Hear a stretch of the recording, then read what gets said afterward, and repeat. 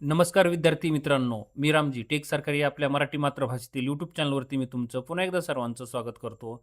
विद्यार्थी मित्रांनो, आज आपण तुमच्यासाठी पी-वाय क्विज घेऊन आलेलो आहोत. सेट एक्झामसाठी तुमची जी सेट एक्झाम आहे सप्टेंबरमध्ये, त्यासाठी आपण हे पी-वाय क्विज खूप महत्त्वाचे ठरणार आहे. 2018 ते 2025 युनिट 10वा हायर एज्युकेशन सिस्टमवरती आपण आजचा हा आपला पार्ट 2 असणार आहे. आणि यापूर्वी आपण पार्ट 1 बनवलेला आहे. 2011 ते 2017ची आपण जेवढी हायर एज्युकेशन सिस्टम जो आहे युनिट 10 त्याच्यावरती आपण पी-वाय क्विज विथ डिटेल पाहिलेले आहेत आणि हा आजचा आपला पार्ट 2 असणार आहे. आता तुम्हाला काय करायचं आहे, वही आणि पेन घेऊन बसायचं आहे. मेन पॉइंट्स असतील, नोट डाउन करायचे आहेत आणि सोबत कमेंट्स बॉक्समध्ये तुम्हाला कमेंट्स करायच्या आहेत, काही जर सुचवायचं असेल तर. आणि तुमच्या विद्यार्थी मित्र-मैत्रिणींना काय करायचं आहे, हा व्हिडिओ जास्तीत जास्त शेअर करायचा आहे, जेणेकरून त्यांनाही येणाऱ्या सेटच्या एक्झामसाठी अत्यंत आणि खूप महत्त्वाचा फायदा होणार आहे. ओके. आता आजचा आपला हा पहिला प्रश्न असणार आहे. 28 जानेवारी 2018ला हा काय आलेला आहे, सेटच्या एक्झाममध्ये हा क्वेश्चन आलेला आहे. मग तिथं बायलिंग्वल आहे, इंग्लिश आणि मराठी अकॉर्डिंग तुम्ही ते रीड करायचं आहे. शिक्षण तज्ज्ञ आणि त्यांचे विशद शिक्षणातील योगदान अचूक ओळखायचं आहे, म्हणजे करेक्ट सांगायचं आहे. ओके. मग आता इथं ऑप्शन दिलेले आहेत 4. Louis Braille, Helen Keller, Thomas Edison आणि लाल अडवाणी.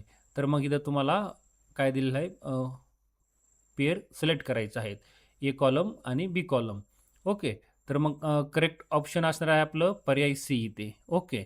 पर्याय सी मग आपण इथं ऑप्शन दिलेले आहेत व्यवस्थित पाहूया. Louis Braille.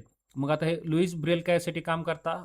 अंध अध्यार्थीसाठी काम करता. तर मग याचं काय असणार आहे आपलं 4 असणार आहे. ओके. मग आता इथं त्यांनी ब्रेल लिपी शोधलेली आहे. कुणी? लुईस ब्रेल यांनी. मग ही लिपी अंधांसाठी काय आहे? उपयुक्त आहे. ओके. मग सेकंड ऑप्शन जर म्हटलं आर हेलन केलर काय आहेत? मूकबधीर आणि कर्णबधीर लोकांसाठी त्यांनी हे शिक्षणाचे योगदान दिलेलं आहे. हां, आणि ते काय म्हणतात? ते स्वतःहून काय आहेत? मूकबधीर होत्या. ओके. आणि त्या स्वतः कर्णबधीरसुद्धा होत्या. हे ध्यानात ठेवायचं आहे आणि त्यांनी जागतिक पातळीवर काय केलेलं आहे? कार्य केलेलं आहे आणि त्यांनी विशेष शिक्षणाचा काय केलेला आहे? प्रसार केलेला आहे. मग सेकंडचं ऑप्शन काय असणार आहे आपलं? पर्याय 3. ओके. इथं 3शी कनेक्ट करायचं आहे. ओके. मग थॉमस एडिसन कर्णबधीर अध्ययनार्थीसाठी त्यांनी काम केलेलं आहे. ते बालपणापासून काय होते? कर्णबधीर होते. ध्यानात ठेवा. अनेक वैज्ञानिक शोध त्यांनी लावलेले आहेत. ते दिव्यांग विद्यार्थ्यांसाठी सुद्धा प्रेरणा ठरलेलं आहे. मग थॉमस एडिसन त्यांचं काय आहे? 2सी कर्णबधीर अध्ययनार्थ्यासाठी त्यांनी विशेष योगदान दिलेलं आहे. ओके. मग आता अडवाणी जर त्यांचं जर सांगायचं झालं, तर ते अपंग अध्ययनार्थीसाठी त्यांनी काय केलेलं आहे? शिक्षणात योगदान दिलेलं आहे. ते भारतीय शिक्षण तज्ञ आहेत, हे ध्यानात ठेवा. त्यांनी अपंगांच्या पुनर्वसनासाठी काम केलेलं आहे आणि ते विशेष शिक्षणाचे अ, अग्रदूत आहेत. ओके. तर मग इथं पहिल्या प्रश्नाचं उत्तर शेवटचं मॅच करायचं आहे पहिल्याशी.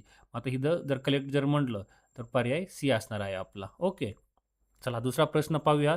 आता regarding the Maharashtra university act 1994. Okay. Which one of the following articles suggested various rules of admission for the senior college.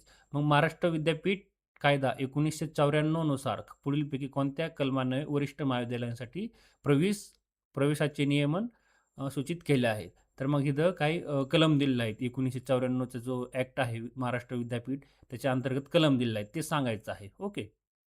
तर इथं मग करेक्ट ऑप्शन असणार आहे आपलं पर्याय ए. आर्टिकल 65 मध्ये तुमचे ॲडमिशनचे काय दिलेलं आहे तिथं नियम सूचित केलेले आहेत.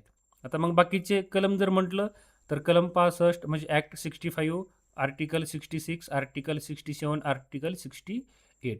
तर मग ते काय सांगतायत आर्टिकल ऑदर ठीक आहे. आर्टिकल 65 काय सांगतंय? महाराष्ट्र विद्यापीठ कायदा 1994च्या कलम 65 अन्वये वरिष्ठ महाविद्यालय आणि विद्यापीठ विभागातील विद्यार्थ्यांचे प्रवेश, ॲडमिशन नियम व गुणवत्तेच्या अटी स्पष्ट केलेल्या आहेत. मग कलम 66 काय सांगतं? हे महाविद्यालयीन आणि विद्यापीठ न्यायाधिकरणाच्या म्हणजे ट्रिब्युनल कोर्ट आहे ते त्यांच्या स्थापनेशी काय आहे? संबंधित आहे. मग आर्टिकल 67 काय सांगतं? हे संलग्न महाविद्यालयांच्या स्थानिक व्यवस्थापन समितीशी म्हणजेच लोकल मॅनेजमेंट काउन्सिलशी संबंधित आहे, म्हणजे कमिटीशी संबंधित आहे. मग कलम 68 हे विद्यापीठ न्यायाधिकरणाच्या अधिकारांशी काय संबंधित आहे. तुम्हाला महाराष्ट्र विद्यापीठ कायदा 1994 खूप महत्त्वाचा आहे. तुम्हाला प्रिव्हियस इयरला सुद्धा क्वेश्चन आलेला आहे. तर तुम्ही पार्ट 1 मध्ये जाऊन तो व्हिडिओ अवश्य पहा. ओके. मग yoga education mission is related to. मग आता योगा शिक्षण अभियान टिंबटिंबशी संबंधित आहे. तर मग इथं पर्याय ए असणार आहे. मेडिकल एज्युकेशनची काय आहे तुमचं योगा एज्युकेशन रिलेटेड आहे. मग वैद्यकीय शिक्षण व आरोग्य शिक्षणाचा भाग मानला जातो. ओके. हे ध्यानात ठेवायचं आहे. पुढे दिलेल्या यादी फर्स्ट व यादी सेकंड गटातील अचूक उत्तर निवडायचं आहे. म्हणजे करेक्ट आन्सर सांगायचं आहे. ओके. तुम्ही मराठीत रीड करायचं आहे. मराठीत कन्फ्युजन वाटलं की इंग्लिशमध्ये सुद्धा तुम्हाला रीड करायचं आहे. जेणेकरून तुम्हाला पेपरमध्ये अजिबात कन्फ्युजन होणार नाही. मग आता केंद्रीय संस्कृत विद्यापीठ दिलेलं आहे. मग ते तुम्हाला लोकेशन त्यांचं कोणत्या-कोणत्या ठिकाणी आहे ते तुम्हाला करेक्ट सांगायचं आहे. मग आता इथं मग पर्याय काय असणार आहे? जगन्नाथ संस्कृत विद्यापीठ. मग आपण जगन्नाथ संस्कृत विद्यापीठ म्हणल्यानंतर आपल्याला जगन्नाथपुरी, तिथून लगेच ओडिसा हे ठिकाण तुम्हाला आठवायला पाहिजे. ओके. जगन्नाथपुरी. ओके. तर मग काय असणार आहे? याचं काय येणार आहे इथे? 3 येणार आहे. जगन्नाथ संस्कृत विद्यापीठ पुरी. ओके. मग राष्ट्रीय संस्कृत विद्यापीठ जर म्हटलं तर कुठे आहे? तिरुपती बालाजी या ठिकाणी हे राष्ट्रीय संस्कृत विद्यापीठ आहे. हे आपल्याला ध्यानात ठेवायचं आहे. आता मग इथं जर तुम्हाला एक जरी ऑप्शन माहीत असेल, तर मग याचं काय असणार आहे? 3. मग याचं 3 म्हटल्यानंतर तुमचं ऑप्शन डी असणार आहे. याचं 3. ओके. याचं 3 आहे. आरचं फर्स्ट आहे. ओके. मग एलचं 2 आहे तुमचं. ओके. एलचं 2 कामेश्वर सिंग संस्कृत विद्यापीठ दरभंगा इथे आहे आणि गुरुकुल कांगडी संस्कृत विद्यापीठ हरिद्वार या ठिकाणी आहे. मग इथं करेक्ट ऑप्शन आपलं पर्याय डी असणार आहे. एचं 3, आरचं फर्स्ट, लचं 2 आणि वचं 4. ओके. मग इथं काही संस्कृत विद्यापीठ दिलेलं आहे त्याचं तिथे डिटेल पाहूया आपण. आता जगन्नाथ संस्कृत महाविद्यालय जर म्हटलं, विश्वविद्यालय पुरी, जगन्नाथपुरी, ओडिसा या ठिकाणी आहे आणि 1981 साली त्याची स्थापना झालेली आहे. तुम्ही इथं ध्यानात ठेवायचं आहे, ओडिसा या ठिकाणी. मग राष्ट्रीय संस्कृत विद्यापीठ तिरुपती, आंध्र प्रदेश या राज्यामध्ये आहे. त्याची स्थापना 1961 साली झालेली आहे आणि त्याला ग्रँटेड कधी भेटलेलं आहे? सेंट्रल युनिव्हर्सिटीची मान्यता 2020 साली भेटलेली आहे. मग कामेश्वर सिंग दरभंगा संस्कृत विद्यापीठ जर म्हटलं युनिव्हर्सिटी दरभंगा, तर हे दरभंगा बिहार या ठिकाणी आहे आणि त्याची स्थापना कधी झाली? 1961 साली झालेली आहे. हे ध्यानात ठेवा.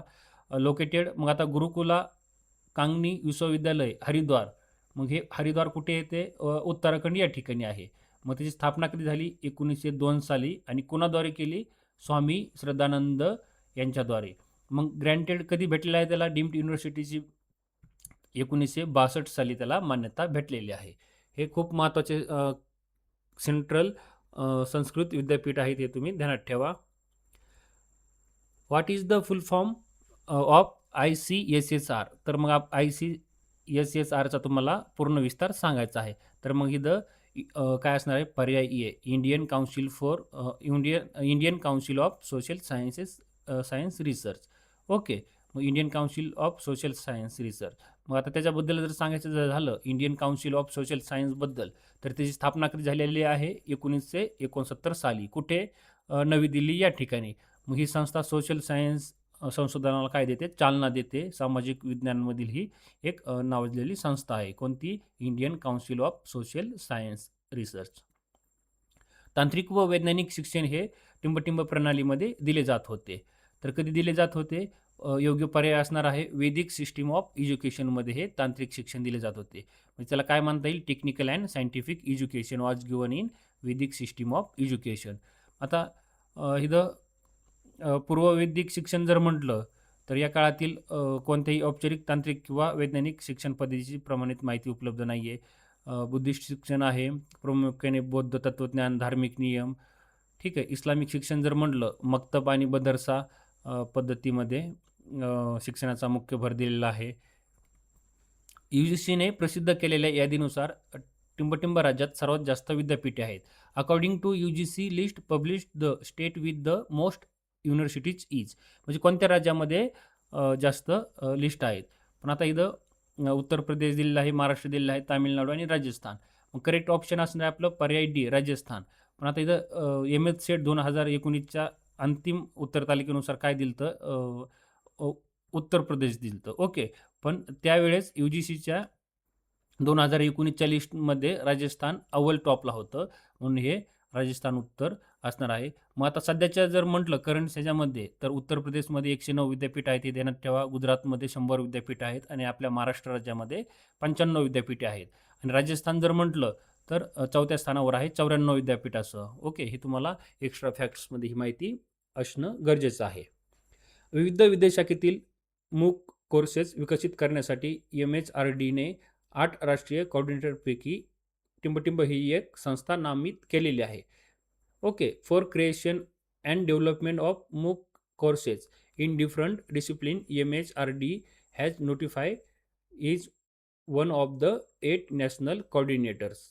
मग कोणते आहे तर आपल्याला माहीत आहे युनिव्हर्सिटी ग्रँड कमिशन आहे. ओके, मग आता स्वयंबद्दल जर सांगायचं झालं तर मूकबद्दल स्वयं मूकचाच प्लॅटफॉर्म आहे हे तुम्हाला माहीत असणं गरजेचं आहे. आता मागल्या प्रिव्हियस इयरमध्ये स्वयंचा फुल फॉर्म विचारलेला आहे, मूकचा फुल फॉर्म विचारलेला आहे.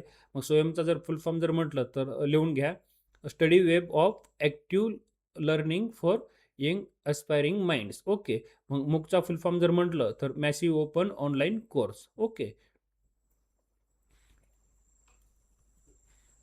मग काही नॅशनल कोऑर्डिनेटरची लिस्ट दिलेली आहे तुम्हाला. टोटल 10 नॅशनल कोऑर्डिनेटर्स आहेत स्वयंच्या अंतर्गत, हे तुम्हाला माहीत असणं गरजेचं आहे. मग कोणते कोणते आहेत ते तुम्ही स्क्रीनशॉट काढा किंवा नोट डाऊन करून ठेवा. All India council for technical education, मग त्याला आपण AICT म्हणतो. हे कायसाठी आहे? सेल्फ पेस अँड इंटरनॅशनल प्रोग्राम्ससाठी आहे. मग सेकंड कोणतं आहे? Consortium for educational communication. हे कायसाठी आहे? अंडर ग्रॅज्युएट कोर्सेससाठी आहे. ओके, मग Indira Gandhi national open university जर म्हटलं हे आउट ऑफ स्कूल लर्नर्ससाठी आहे. IIM जर म्हटलं तर हे मॅनेजमेंट स्टडीजसाठी आहे. INI कायसाठी आहे? इन्स्टिट्यूट ऑफ नॅशनल इम्पॉर्टन्स, हे नॉन टेक्निकल कोर्सेससाठी आहे. National council of educational research and training हे कायसाठी आहे? स्कूल एज्युकेशनसाठी आहे. NCERT. NIOS कायसाठी आहे? स्कूल एज्युकेशनसाठी आहे.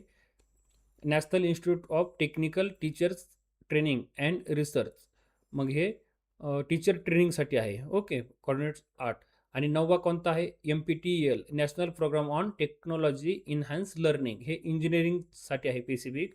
आणि UGC जर म्हटलं तर नॉन टेक्निकल पोस्ट ग्रॅज्युएशन कोर्सेससाठी आहे UGC. मग हे आपल्याला UGC विचारलं होतं. ओके, चला पुढला प्रश्न पाहूया. Most of the state universities are in nature. मग बहुतांशी राज्य विद्यापीठे ही टिंबटिंब स्वरूपाची विद्यापीठे आहेत. तर मग संलग्नित असणार आहे. ओके, तर ॲफिलेटिंग युनिव्हर्सिटीज पर्याय ए असणार आहे आपलं उत्तर. ओके, पर्याय ए. प्राचार्यासाठी प्रशासकीय कोर्स कोणते स्थापना आयोजित करते? Which organisation arrange administrative course for principals. प्रिन्सिपलच्या ट्रेनिंगसाठी कोणती संस्था कोर्सेस अरेंज करते? तर मग आपल्याला इथं सांगता येईल पर्याय C, national university of educational planning and administration, म्हणजे न्यूपा असं आपण म्हणतो त्याला. ओके, आणि ही एक प्रशासकीय व व्यवस्थापकीय प्रशिक्षण कोर्सेस आयोजित करते ही संस्था. कोणती? न्यूपा, म्हणजे नॅशनल, लिहून घ्या full form, national university of educational planning and administration. Okay, to receive the degree वसू learner was expected to learn minimum years in gurukul. म्हणजे वसू ही पदवी प्राप्त करण्यासाठी अध्ययनकर्त्याला इतकी वर्ष गुरुकुलात अध्ययन करावे लागते. म्हणजे किती वर्ष अध्ययन करावं लागते? तर मग इथं आपलं पर्याय बी असणार आहे उत्तर, 24 वर्षे. ओके, प्राचीन भारतीय वैदिक शिक्षण पद्धतीनुसार गुरुकुलात 24 वर्षाचे अध्ययन पूर्ण करणाऱ्या विद्यार्थ्यांना वसू ही पदवी दिली जात असे पूर्वी. ओके, कन्व्होकेशन असताना त्याचं वसू पदवी दिली जाते, हे ध्यानात ठेवा 24 वर्ष झाल्याच नंतर. मग अतिरिक्त जर म्हटलं इतर पदव्या तुम्ही नोट डाऊन करून घ्या. 12 वर्ष एका वेदाचे अध्ययन पूर्ण झाल्यावर स्थानका ही पदवी दिली जाईल. आणि 36 वर्ष 2 किंवा 3 वेदांचे अध्ययन पूर्ण झाल्यावर रुद्र ही पदवी दिली जाईल आणि 48 वर्ष चारही वेदांचे संपूर्ण अध्ययन पूर्ण झाल्यावर आदित्य ही पदवी दिली जाईल. हे तुम्ही एक्स्ट्रा फॅक्ट्समध्ये लिहून घ्या आणि 24 वर्ष पूर्ण झाल्याच्यानंतर वसू ही पदवी दिली जाईल. विद्यापीठ शिक्षण आयोगाने 1948 चा जो युनिव्हर्सिटी एज्युकेशन कमिशन जो आहे 1948चे व महाविद्यालयांमध्ये परीक्षेचा कालावधी सोडून इतके कामाचे दिवस असावेत अशी शिफारस केली. म्हणजे किती कामाचे दिवस असावेत. ओके. तर मग किती असावेत 180 180 ओके. हे आपल्या इथं मग आता डॉक्टर सर्वपल्ली राधाकृष्णन यांच्या अध्यक्षतेखाली विद्यापीठ शिक्षण आयोग 1948 रोजी काय झालेला स्थापन झालेला आहे आणि त्यांची शिफारस केली होती की विद्यापीठे आणि महाविद्यालयांमध्ये परीक्षेचे दिवस वगळून शैक्षणिक वर्षात 180 कामाचे दिवस असावेत जे 3 सत्रामध्ये विभागले असतील. हे महत्त्वाचं आहे. 1948चा जो कोणता विद्यापीठ शिक्षण आयोग आहे त्याचे अध्यक्ष कोण आहेत डॉक्टर सर्वपल्ली राधाकृष्ण. ओके. हे ध्यानात ठेवायचं आहे. उच्च शिक्षणामध्ये UGCची प्रमुख भूमिका काय होय तर the main role of UGC in higher education is to मग काय असणार आहे पर्याय डी असणार आहे प्रोव्हाइड फंड्स टू युनिव्हर्सिटीज. मग हे विद्यापीठांना काय करते UGC वित्त पुरवठा करते. ओके. हे ध्यानात ठेवा. UGCचे प्राथमिक वैधानिक कार्य विद्यापीठ शिक्षणाचा समन्वय करणे, दर्जा निश्चित करणे आणि देशातील सर्व मान्यताप्राप्त विद्यापीठे व महाविद्यालयांना अनुदान किंवा वित्त पुरवठा करणे. जसं यापूर्वी रुसामार्फत आता PMUच्या मार्फत विद्यापीठांना काय होतो वित्त पुरवठा केला जातो. ओके. UGC मार्फत. हे ध्यानात ठेवा इकडे.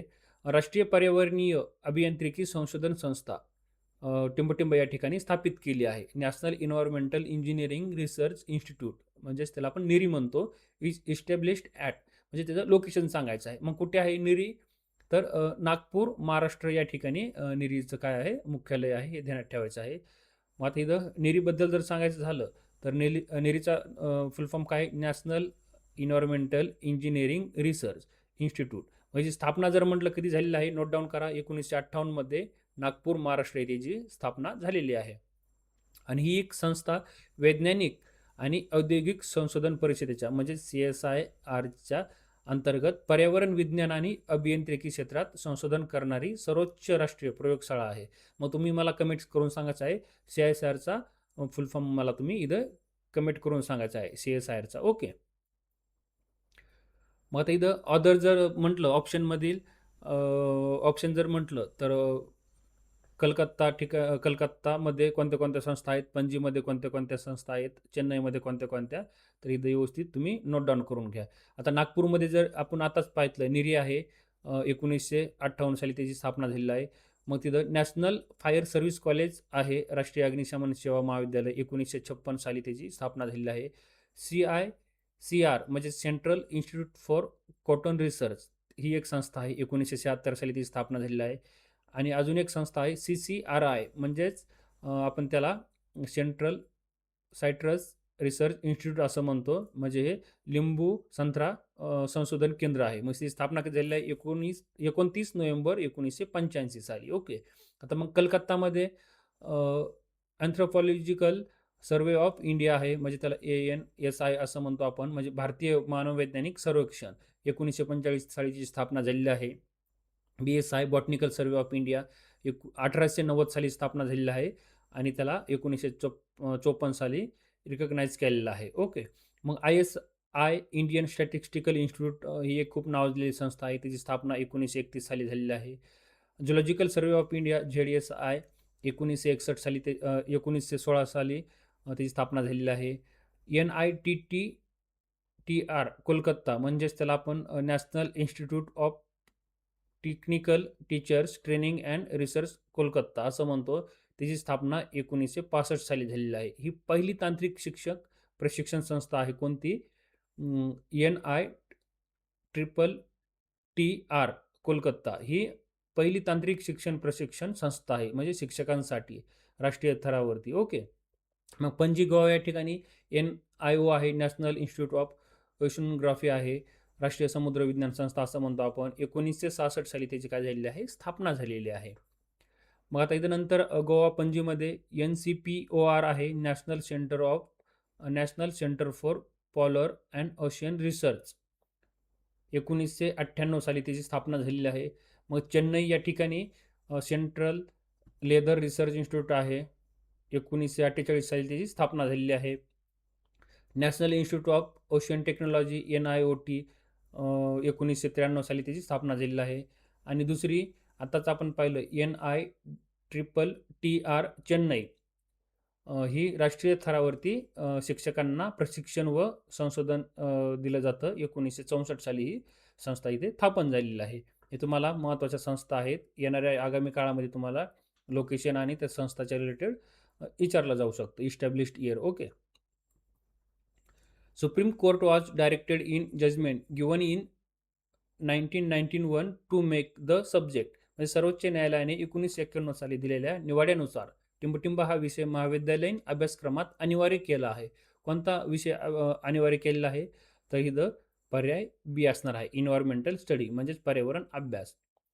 मग आता याच्याबद्दल थोडं जर डिटेलमध्ये जर पाहायचं झालं तर 1991च्या प्रसिद्ध MC मेहता विरुद्ध भारत सरकार खटल्यातील ऐतिहासिक निवाड्यानुसार देशातील सर्व शाळा आणि महाविद्यालयांच्या अभ्यासक्रमात एन्व्हायरमेंटल स्टडीज हा विषय अनिवार्य करण्याचे निर्देश काय दिलेले आहेत? सर्वोच्च न्यायालयाने दिलेले आहेत. म्हणजे इथं तुम्हाला MC मेहता विरुद्ध भारत सरकार हा खटला खूप महत्त्वाचा आहे. त्या खटल्याच्या निकालानंतर सर्वोच्च न्यायालयाने काय सांगितलेलं आहे? पर्यावरण अभ्यास तुमच्या सब्जेक्टमध्ये इन्क्लूड करण्यात यावा, असं निर्णय दिलेला आहे सर्वोच्च न्यायालयाने 1991 साली. ओके. खालीलपैकी कोणते विद्यापीठ वैदिक कालखंडामध्ये लष्करी शिक्षणाचे केंद्र होते? ओके. मिलिटरी एज्युकेशन ड्युरिंग वैदिक पिरियड. तर मग कोणत्या ह्याच्यामध्ये युनिव्हर्सिटीमध्ये? तक्षशिला. ओके. तक्षशिला युनिव्हर्सिटीमध्ये तुम्हाला मिलिटरी एज्युकेशनचं प्रशिक्षण दिलं जात होतं त्यावेळी. मग आता हे वैदिक आणि उत्तर वैदिक कालखंडात लष्करी शिक्षण म्हणजेच मिलिटरी सायन्स, धनुर्विद्या, आर्चरी, हत्तीपालन कौशल्य आणि युद्धकलेचे एक प्रमुख जागतिक केंद्र म्हणून प्रसिद्ध होते. येथे वेद आणि 18 विविध कलांचे अध्यापन केले जात होते. मग आता नालंदामध्ये प्रामुख्याने बौद्ध तत्वज्ञान, तर्कशास्त्र, वैद्यशास्त्र म्हणजेच मेडिसिन आणि उच्च बौद्ध दर्शनासाठी प्रसिद्ध असणारे गुप्त कालखंडातील हे काय आहे? एज्युकेशन सेंटर आहे. मग इथं तुम्हाला अनशियंट युनिव्हर्सिटी दिलेल्या आहेत आपल्या इंडियामधील, जसं नालंदा युनिव्हर्सिटी असेल, तक्षशिला युनिव्हर्सिटी असेल, विक्रमशिला युनिव्हर्सिटी असेल, वल्लभी युनिव्हर्सिटी असेल, उदंतपूर युनिव्हर्सिटी आहे. नंतर इथं सोमापुरा युनिव्हर्सिटी आहे, कांची युनिव्हर्सिटी आहे, उदयगिरी युनिव्हर्सिटी आहे. हे तुम्ही स्क्रीनशॉट काढा, व्यवस्थित त्याचं स्टडी करा. Okay. Minimum period for PhD should be of 2 years and there should be viva OS examination for PhD degree. This recommendation was made by. म्हणजे PhD पदवीसाठी किमान कालावधी किती? 2 वर्षाचा असावा व प्रबंधाबरोबरच तोंडी परीक्षा असावी, ही शिफारस कोणत्या आयोगाने केलेली आहे? तर इथं आपल्याला सांगता येईल पर्याय C, राधाकृष्णन कमिशन. आपण आताच पाहितलं, विद्यापीठ शिक्षण आयोग 1948.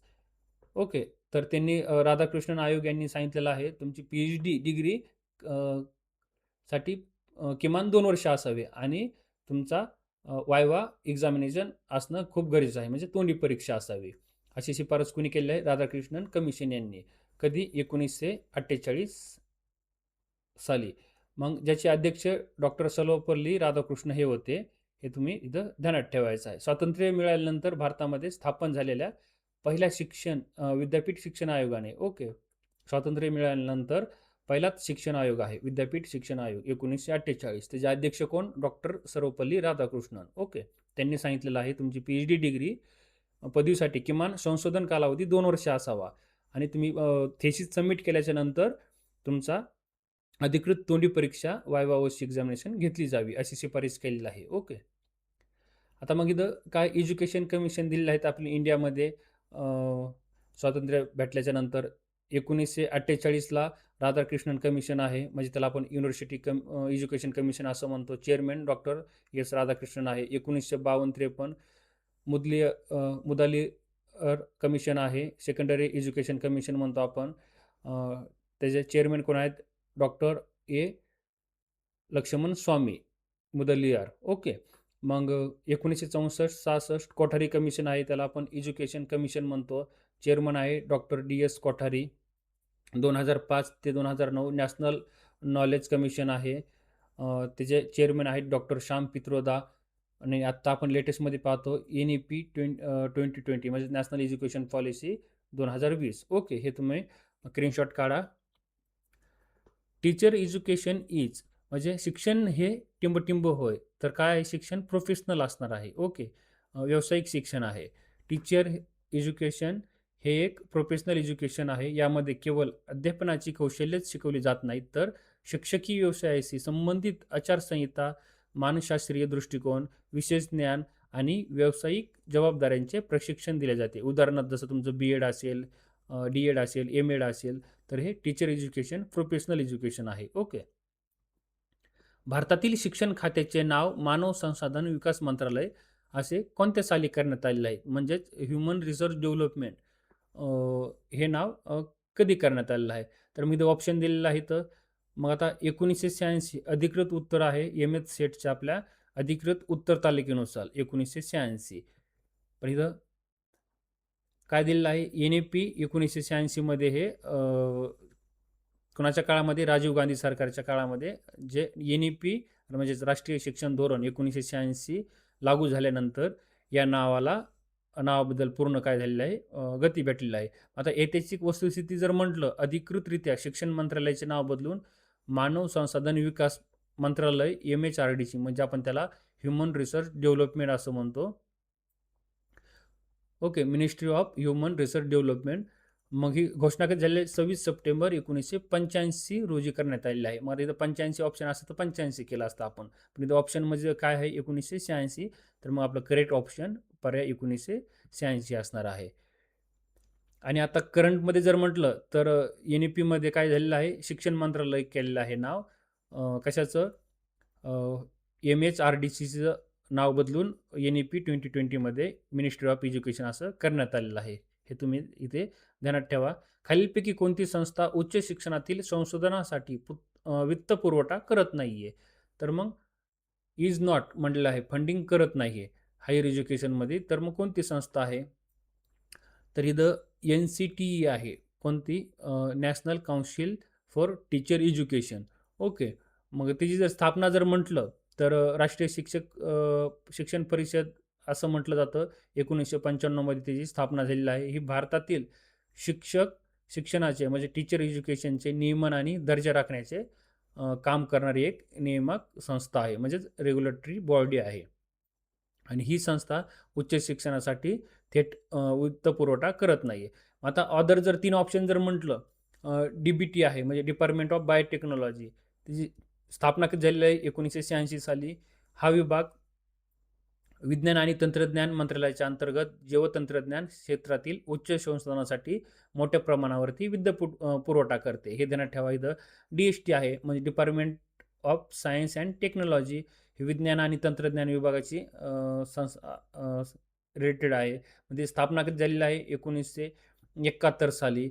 हा विभाग देशातील वैज्ञानिक आणि तांत्रिक क्षेत्रातील उच्च शिक्षणासाठी संशोधनासाठी निधी व फेलोशिप प्रदान करणारी एक मुख्य संस्था आहे.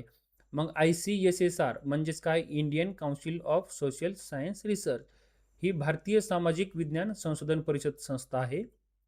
त्याची स्थापना जर म्हटलं तर 1969 साली ही संस्था प्रामुख्याने सामाजिक शास्त्राच्या म्हणजे सोशल सायन्सेस क्षेत्रातील उच्च संशोधनासाठी काय करते?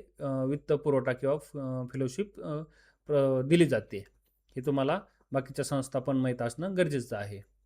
आता मोगल कालामध्ये उच्च शिक्षण संस्था टिंबटिंब या नावाने ओळखले जात असे. तर मग आपण आत्ताच पाहितलं मोगल कालामध्ये मक्तब असेल, मदरसा असेल. ओके. तर मग इथं योग्य पर्याय आपलं असणार आहे पर्याय B. In Mughal period higher education learning centre were known as म्हणजे आपल्याला मदरसामध्ये हायर एज्युकेशन शिकवलं जात होतं. ओके.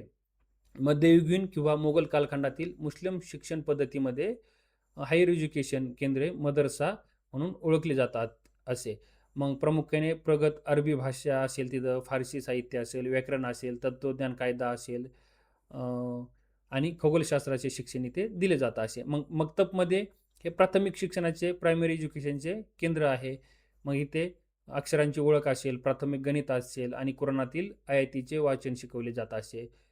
ओके. मग आता खास काही जर म्हटलं, ही प्रमुख सुफी संतांची केंद्रे किंवा आश्रम असायचे, हे तुम्हाला माहीत असणं गरजेचं आहे.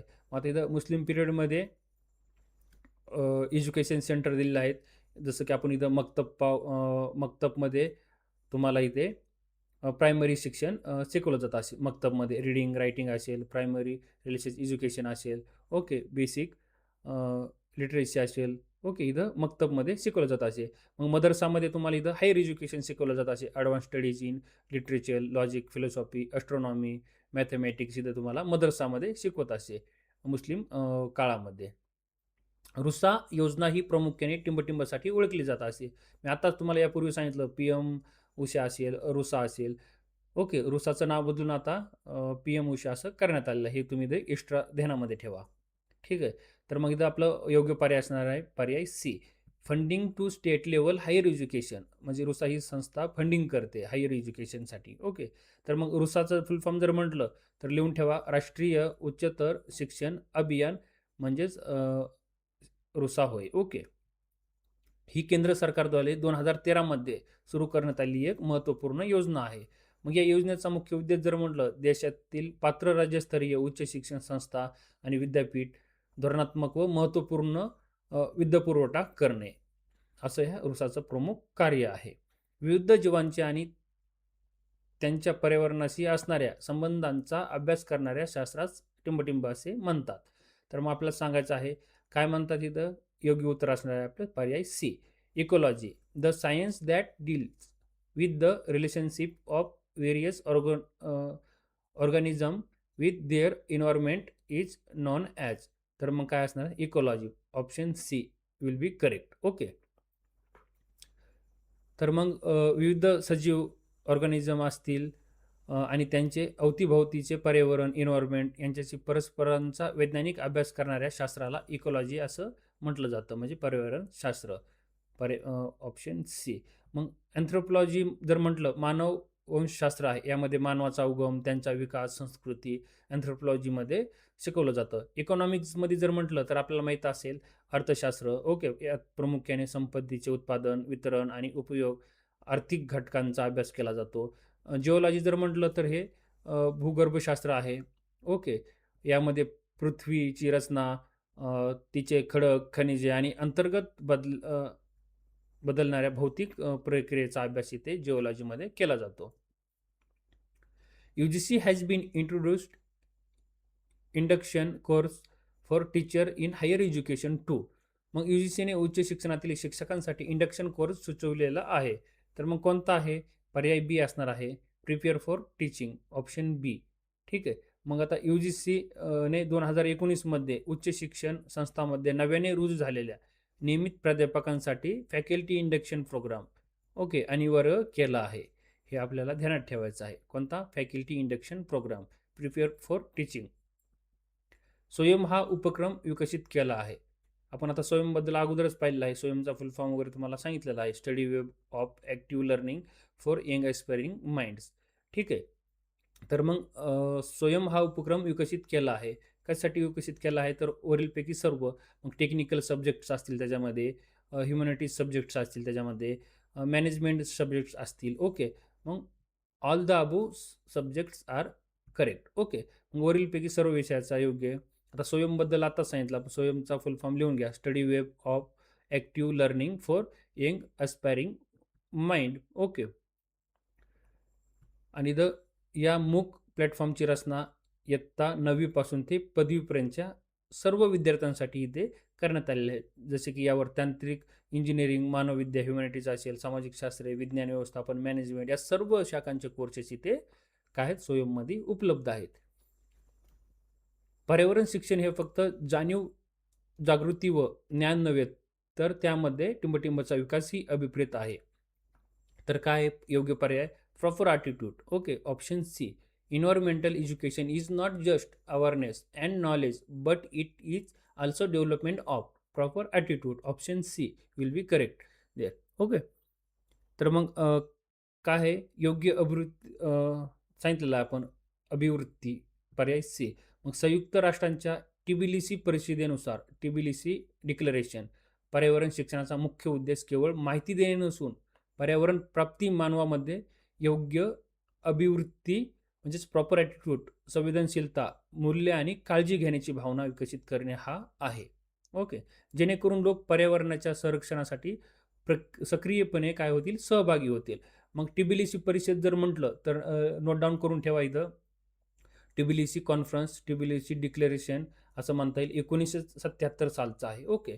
मग त्याचं नाव जर म्हटलं तर काय आहे पर्यावरणीय शिक्षणावरील पहिली आंतरशासकीय परिषद. ओके.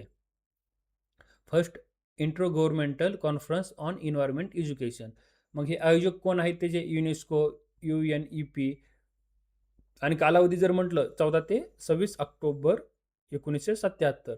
आणि स्थान टिबिलिसी जे शहर आहे जॉर्जिया तत्कालीन सोव्हिएत युनियन इथे ही परिषद झालेली आहे. Tbilisi conference 1977. तुम्हाला येणाऱ्या काळामध्ये हा प्रश्न नक्की पाहायला भेटेल. कशामध्ये पीपल अँड एन्व्हायरमेंट डेव्हलपमेंटमध्ये हा तुम्हाला अवश्य क्वेश्चन तुम्हाला टिबिलिसी कॉन्फरन्स असेल पर्यावरणीय एन्व्हायरमेंटलबद्दल तर तुम्हाला तिथे अवश्य पाहायला भेटेल. त्याच्यामुळे ही एक व्यवस्थित नोट डाऊन करून ठेवा. Tbilisi conference 1977. भारतीय शिक्षण व्यवस्थेचे सामान्यत खालील विभाग केले जातात. मग आता इथं पर्याय योग्य सांगायचं आहे. Indian education system generally is divided into following period. Option A मग काय वैदिक पिरियड असेल, बुद्धिस्ट पिरियड असेल, मुस्लिम पिरियड असेल, ब्रिटिश पिरियड असेल आणि पोस्ट इंडिपेंडन्स पिरियड असेल म्हणजे स्वातंत्र्योत्तर काळ म्हणजे आत्ताचा आपण सध्याचा. आता इथं हे कालखंडानुसार हाच क्रम काय आहे योग्य आहे. जसं की वैदिक काळ असेल, बौद्ध काळ असेल, मुस्लिम काळ असेल, ब्रिटिश काळ असेल आणि स्वातंत्र्योत्तर काळ असेल. पर्याय ए. ठीक आहे. मग आता इथं भारतीय शिक्षण कालखंडाचे काय दिले आहेत सविस्तर विश्लेषण केलेलं आहे इथं. आता वैदिक पिरियड असेल त्याच्यामध्ये काय केलेलं आहे फेमस सेंटर दिलेलं आहे. जसे की कोणतं आपण इथं पाहू शकता तक्षशिला असेल, वाराणसी असेल, कांची असेल हे फेमस काय आहेत युनिव्हर्सिटी आहेत तिथे आणि फेमस एज्युकेशन सेंटर आहेत. ओके. मग आता बुद्धिस्ट पिरियडमध्ये जर म्हटलं तर काय आहेत नालंदा असेल, वल्लभी असेल, विक्रमशिला असेल, ओदंतपुरी असेल. ओके. हे बुद्धिस्ट पिरियडमधले आहेत. आता मुस्लिम पिरियड जर म्हटलं तर हायर एज्युकेशन सिस्टीममध्ये मदरसा आहे. इथे आपण आत्ताच अगोदर पाहिलं मदरसा असेल आणि इथं प्रायमरीसाठी जर म्हटलं तर मक्तब आहे. ओके. आता ब्रिटिश पिरियडमध्ये जर म्हटलं तर काही इम्पॉर्टंट लॉस अँड कमिशन आहेत. खूप महत्त्वाचे आहेत. तुम्ही इथं नोट डाऊन करा. जसं की चार्टर ॲक्ट आहे. प्रोव्हिजन ऑफ 1,00,000 रुपयाची काय आलेलं आहे स्टुडंटला इथं फंडिंग देण्याचा त्यांनी काय केलेलं आहे चार्टर ॲक्ट्समध्ये इन्क्लूड केलेलं आहे. ओके. मग 1835चा मॅक्युले मिनिट्स आहेत. Promoted English medium western education. Okay. मग इथं वुड्स डिस्पॅच आहे 1854चा. त्याला आपण मॅग्ना कार्ट्स असं म्हणतो म्हणजेच ऑफ युनिव्हर्सिटी एज्युकेशन. मग मॅग्ना कार्ट्सच्यानुसार 1854मध्ये जो स्थापन झालेला आहे त्याच्यामध्ये युनिव्हर्सिटी इस्टॅब्लिश करण्याची काय केले तरतूद केलेली आहे. मग 1857ला जसं बॉम्बे, मद्रास, कलकत्ता या युनिव्हर्सिटीची काय झालेलं आहे स्थापना झालेली आहे. बॉम्बे, मद्रास, कलकत्ता इथं तुम्ही इथं पाहू शकता. कशामध्ये वुड्स डिस्पॅचमध्ये. ओके. 1854. मग हंटर कमिशन असेल 1882चं. हे प्रायमरी अँड सेकंडरी एज्युकेशनसाठी खूप महत्त्वाचं आहे म्हणजे तिथं फोकस केलेलं आहे. मग आता पोस्ट इंडिपेंडन्स पिरियड जर म्हटलं तर स्वातंत्र्य काळ त्याच्यामध्ये महत्त्वाचे जे आयोग आहेत कोणते कोणते राधाकृष्णन कमिशन आपण आताच पाहितलं 1948चा. त्याच्यामध्ये क्वालिटी इम्प्रूव्ह करण्याचे आणि युनिव्हर्सिटी एज्युकेशन कमिशन इस्टॅब्लिश केलेलं आहे म्हणजे UGCची स्थापना करण्याचं असं तिथं धोरण निश्चित केलेलं आहे. मग मुदलियर कमिशन आपण आताच पाहितलं. ओके. 1952. नंतर कोठारी कमिशन आहे 1964. त्यांनी काय केलेलं आहे नॅशनल एज्युकेशन स्ट्रक्चर कोणतं होतं अगोदरचं कोठारी कमिशनने ठरवलेलं 10+2+3 आपण आत्तापर्यंत जे पाहता आलेलो आहोत म्हणजे शिक्षण घेता आलेलो आहोत. ओके. मग नंतर NEP national education policy 1988. National policy education आहे 1986. त्याच्यामध्ये MHRD असेल, त्याची स्थापना करण्यात आलेली आहे. आणि जवाहर नवोदयालयची स्थापना त्याच्यामध्ये करण्यात आलेली आहे. कशामध्ये? नॅशनल एज्युकेशन पॉलिसी 88 आणि 86 मध्ये. मग आता आपण NEP 2020 पाहतो. त्याच्यामध्ये जे न्यू स्ट्रक्चर आहे 5+3+3+4 स्ट्रक्चर दिलेलं आहे. मग त्याच्यामध्ये quality and research based education असणार आहे, इक्वल ॲक्सेस एज्युकेशन असणार आहे. हे तुम्ही इथं ध्यानात ठेवायचं आहे. हे स्क्रीनशॉट काढा किंवा व्हिडिओ व्यवस्थित पॉज करून पहा. पत्रव्यवहाराद्वारे शिक्षण व्यवस्थेत खालील गोष्टींचा समावेश होतो. तर मग इथं पर्याय डी असणार आहे. Okay. Guiding, instruction, solve, answer and occasional lectures. Okay, in correspondence education system the following things are included. Okay. मार्गदर्शन, सूचना आणि सोडवलेली उत्तरे आणि प्रासंगिक व्याख्याने. पहिल्या मुक्त विद्यापीठाची स्थापना 1969 मध्ये कुठे करण्यात आलेली आहे? The first open university was started in 1969. आता आपण तुम्ही जर फर्स्ट पाहिला असेल तर त्याच्यामध्ये हा ऑलरेडी PIQs आलेला आहे. तर कुठे झालेली स्थापना त्याची? पर्याय बी असणार आहे. कुठे? Option B, Milton Keynes in England म्हणजेच UK इथे. आता विद्यापीठाबद्दल सांगायचं जर झालं तर हे जगातील पहिलं मुक्त विद्यापीठ आहे. कोणतं? The open university. ओके. ही स्थापना 1969 मध्ये युनायटेड किंगडम म्हणजे UK मध्ये झालेली आहे, मिल्टन केनिस इंग्लंड येथे. मग ब्रिटिश पंतप्रधान हॅरोल्ड विल्सन यांच्या संकल्पनेतून हे विद्यापीठ साकारले आहे. मग जानेवारी 1971 पासून येथे पहिले वर्ग सुरू झालेले आहे. तुम्हाला येणाऱ्या परीक्षेमध्ये असं विचारलं जाईल, मुक्त विद्यापीठामध्ये कोणत्या सालापासून पहिले वर्ग सुरू झालेले आहेत? तर मग आपल्याला सांगता आलं पाहिजे 1971 सालापासून. मग अमेरिकेतील शिकागो येथे पारंपरिक विद्यापीठे आहेत. ओके. मग आता फ्रान्समधील पॅरिसमध्ये काय आहे? युनेस्कोचे मुख्यालय आहे. ठीक आहे. मला तुम्ही युनेस्कोचा फुल फॉर्म कमेंट करून सांगायचं आहे कमेंट्स बॉक्समध्ये. भारतातील दिल्ली येथे जर म्हटलं तर भारतीय राष्ट्रीय स्तरावरील पहिले मुक्त विद्यापीठ याची स्थापना भारतामध्ये झालेलं आहे. कोणतं आहे पहिलं विद्यापीठ भारतामधील मुक्त राज्य विद्यापीठ? 1982 सालचं हैदराबाद येथील आंध्र प्रदेश येथील हे एक मुक्त विद्यापीठ आहे. कोणतं? डॉक्टर बाबासाहेब आंबेडकर मुक्त विद्यापीठ. हे कोणतं? राज्य विद्यापीठ असणार आहे. आता पहिलं केंद्रीय मुक्त विद्यापीठ जर म्हटलं तर इग्नू आहे. मग ती स्थापना कधी झालेली आहे? 1985 साली दिल्ली येथे झालेली आहे. तर भारताचे सर्वात पहिले राज्य मुक्त विद्यापीठ 1982 मध्ये हैदराबाद आंध्र प्रदेश या ठिकाणी डॉक्टर बाबासाहेब आंबेडकर मुक्त विद्यापीठ आहे 1982 सालचं. मग आता इथं तुम्हाला जगातील, भारतातील, महाराष्ट्रातील पहिले मुक्त विद्यापीठ दिलेले आहेत. तुम्ही व्यवस्थित स्क्रीनशॉट काढा. ठीक आहे. जगातील जर म्हटलं तर द ओपन युनिव्हर्सिटी आहे 1969, मिल्टन केन्स UK येथे. मग दुसरं राज्य मुक्त विद्यापीठ जर म्हटलं डॉक्टर BR आंबेडकर मुक्त विद्यापीठ आहे. भारताचे पहिले मुक्त विद्यापीठ आहे 26 ऑगस्ट 1982 साली हैदराबाद या ठिकाणी. आणि सुरुवातीचे नाव जर म्हटलं तर आंध्र प्रदेश मुक्त विद्यापीठ आहे, हे ध्यानात ठेवा. आणि इग्नू जर म्हटलं तर हे भारतातील पहिले केंद्रीय मुक्त विद्यापीठ आहे. मुक्त विद्यापीठ 1985 साली नवी दिल्ली येथे याची स्थापना झालेली आहे. आणि महाराष्ट्रातील पहिलं जर म्हटलं तर YCMOU आहे, म्हणजेच यशवंतराव चव्हाण महाराष्ट्र मुक्त विद्यापीठ. हे आपल्या महाराष्ट्रातील पहिले मुक्त विद्यापीठ आहे. 1989 साली नाशिक येथे याची स्थापना झालेली आहे. आता नेताजी सुभाष मुक्त विद्यापीठ जर म्हणलं, हे पश्चिम बंगालमधील पहिले राज्य मुक्त विद्यापीठ आहे 1997 सालचं, कोलकाता या ठिकाणी. मुस्लिम शिक्षण पद्धतीनुसार मदरसा हे टिंबटिंब केंद्र समजले जात होते. मी आताच तुम्हाला सांगितलेलं आहे, डिस्कस केलेलं आहे. मदरसा हे मध्ययुगीन काळातील उच्च शिक्षण, हायर एज्युकेशनसाठी ओळखलं जातं. मदरसा मध्ययुगीन काळात मुस्लिम शिक्षण पद्धतीमध्ये मदरसा हे उच्च शिक्षण प्रमुख केंद्र आहे. ठीक आहे. येथे प्रवाहानुरूप प्रगत अरबी भाषा असेल, फारसी भाषा असेल, साहित्यिक व्याकरण असेल, तत्वज्ञान असेल, कायदा आणि गणित, खगोलशास्त्राचे प्रगत अध्यापन केले जात होते मदरसामध्ये. हे हायर एज्युकेशनसाठी आहे इथं. ठीक आहे. मदरसा जर म्हटलं तर हायर एज्युकेशनसाठी फेमस आहे. आणि प्रायमरी एज्युकेशनसाठी मक्तब आहे, हे तुम्ही ध्यानात ठेवा इथे. ब्रिटिश काळामध्ये भारतीय शिक्षणाच्या विकासासाठी लॉर्ड कर्झनने आयोजित केली होती. ठीक आहे. मग लॉर्ड कर्झनने काय केली होती? सिमला एज्युकेशन कॉन्फरन्स काय केलेली होती? आयोजित केलेली होती भारतीय शिक्षणाच्या विकासासाठी. कोणी? लॉर्ड कर्झनने, सिमला शिक्षण परिषद. ओके. मग कधी केली ती लॉर्ड कर्झन? सप्टेंबर 1901 मध्ये सिमला इथे एका गुप्त उच्चस्तरीय शिक्षण संमेलनाचे आयोजन केले होते. या संमेलनात मंजूर झालेल्या प्रस्तावाच्या आधारे पुढे 1902 मध्ये कोणता भारतीय विद्यापीठ आयोग म्हणजेच आपण त्याला इंडियन युनिव्हर्सिटीज कमिशन असं म्हणतो आणि भारतीय विद्यापीठ कायदा 1904 म्हणजेच इंडियन युनिव्हर्सिटी ॲक्ट 1904 असं संमत करण्यात आला 1904. सॅडलर आयोग हा टिंबटिंबच्या चौकशीसाठी नियुक्त करण्यात आला होता. तर कायसाठी करण्यात आला होता? कलकत्ता विद्यापीठाच्या विद्यापीठ आयोग नेमण्यात आला होता मायकल सॅडलर यांच्या अध्यक्षतेखाली. तर पर्याय ए असणार आहे. The Sadler commission was a commission set up to inquiry into कशासाठी? The conditions and problems of the university of Calcutta. Okay.